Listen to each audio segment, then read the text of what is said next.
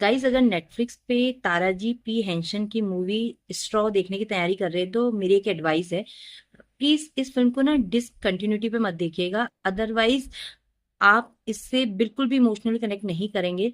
आगे मैं इस फिल्म के बहुत सारे लूप होल आपको बताने वाली हूँ, लेकिन ये फिल्म फिर भी थोड़ा बहुत आपको देखने लायक महसूस हो और आपको लगे आपने कुछ देखा है तो आराम से बैठ के कॉन्टिन्यूटी में फिल्म देखिएगा ताकि आप इससे कनेक्ट कर सके। कहानी एक फाइनेंशियली ट्रबल सिंगल मदर की है जिसकी बेटी बीमार है, तो उसके लिए हर जगह से स्ट्रगल है। मतलब आगे कुआं पीछे खाई वाली सिचुएशन है। ना उसकी जॉब परफॉर्मेंस अच्छी है, ना उसकी खुद की हेल्थ अच्छी है, मेंटली वो इतनी ट्रबल्ड हो रखी है।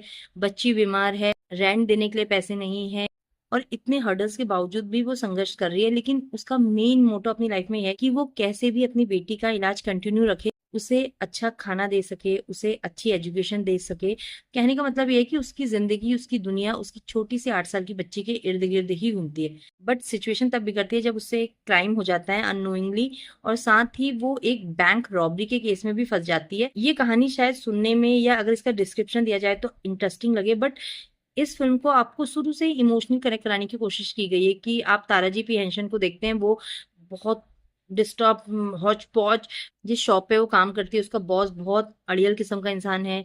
पर इस फिल्म में बहुत सारी सिचुएशन ऐसी बनाई गई हैं जो बहुत अनरियलिस्टिक लगती हैं। अगर मैंने आपको एक दो चीजें और बताई तो शायद ये फिल्म रिवील हो जाएंगी, तो मैं सिर्फ इतना कहूंगी कि एक बहुत ही अजीब सी डिमांड वो करती है जब वो बैंक में पहुंचती है और लोगों को लगता है या बाहर पुलिस को लगता है कि उसने बैंक को रॉब कर लिया है और कुछ लोगों को हॉस्टेज बना लिया है, जो कि सच नहीं होता है। वो इतनी अनयूजुअल डिमांड थी, मतलब उसका इस स्टोरी से कोई लेना देना ही नहीं था, और अननेसेसरी मेकर्स ने उसको टैगलाइन बनाया हुआ था इस स्टोरी का। कहने का मतलब ये है कि वो अपनी बेटी के लिए कुछ मांग सकती थी, कुछ फाइनेंशियल चीजें मांग सकती थी, कुछ हेल्प मांग सकती थी, पर उसने ये सब ना मांग के एक फालतू चीज मांग ली जो बिल्कुल भी रिलेटेबल नहीं थी।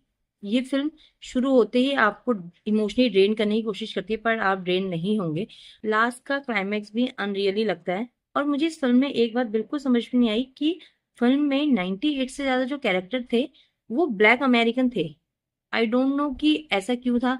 बैंक के एम्प्लॉय, बैंक में आने वाले कस्टमर, पुलिस ऑफिसर्स, सिर्फ 2% लोग होंगे जो वाइट अमेरिकन होंगे। और ऐसा क्यों था, इस चीज से भी आप बिल्कुल कनेक्ट नहीं कर पाएंगे। स्ट्रॉ एक ऐसी फिल्म है जो आपको रुलाना चाहती है, आप मुस्कुराएंगे तो नहीं, बट आप इस फिल्म से कनेक्ट नहीं करेंगे, क्योंकि जब चीजें अनरियल लगने लगती हैं तो फिर वो रिलेटेबल नहीं लगती। तो मेरे लिए स्ट्रॉ का यही रिव्यू है। बाकी आप देख के बताइएगा कि आपको ये फिल्म कैसी लगी।